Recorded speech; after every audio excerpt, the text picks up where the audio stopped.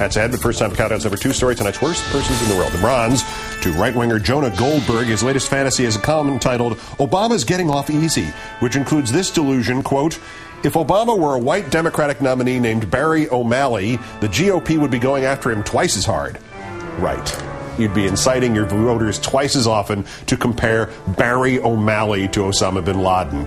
And your campaign would have been reduced twice as quickly to reminding them that Barry O'Malley's middle name was the same as the last name of a deposed Middle East dictator, Barry Shaw O'Malley.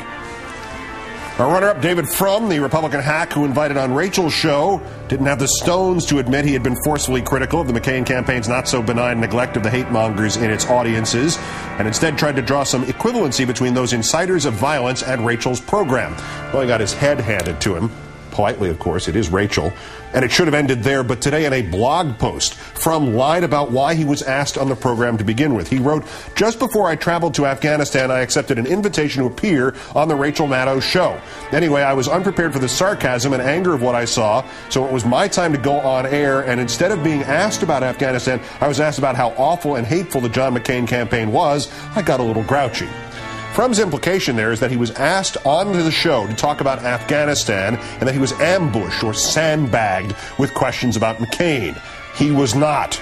The pre-interview conducted with Mr. Frum, as a pre-interview is conducted usually same day, with all guests on all such shows, references these topics and these topics only. GOP chaos, on using heirs, on temperament, on Obama presidency, on Palin, North Korea, Pakistan gaffes. He never mentioned Afghanistan, and Afghanistan was never on the menu.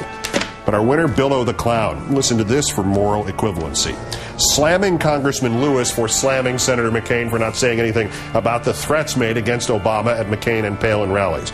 I didn't hear Congressman Lewis say a word when the Democratic candidate showed up at the Daily Kos Convention, did you? No politician should ever go to the Daily Kos Convention, but it is blatantly dishonest for Obama partisans to scream about unfair attacks when they approve of the same actions on their behalf.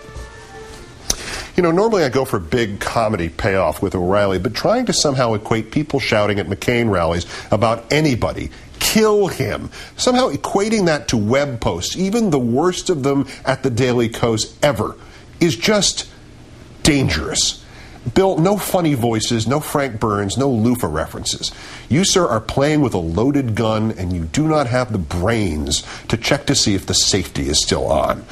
Bill O'Reilly, today's worst person in the world.